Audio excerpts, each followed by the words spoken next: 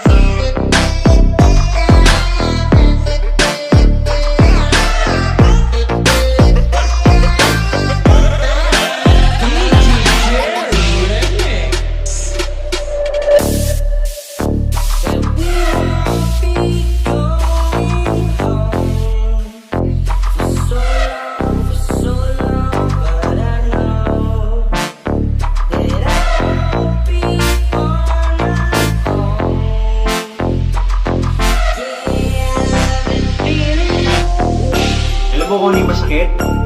Yun yung feeling na asang-asa ka sa kanya, pero sayang-saya na pala siya sa iba, habang ikaw, patuloy pa rin umaasa.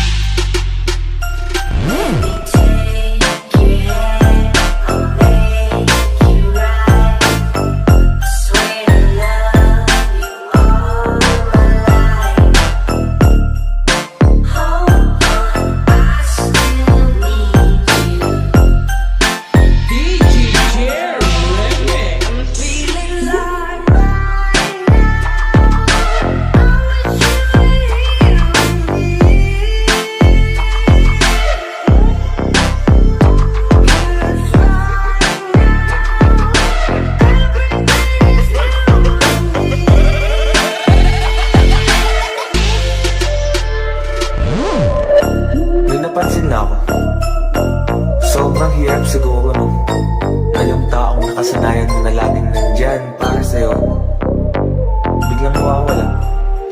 Wala na, wala nang message,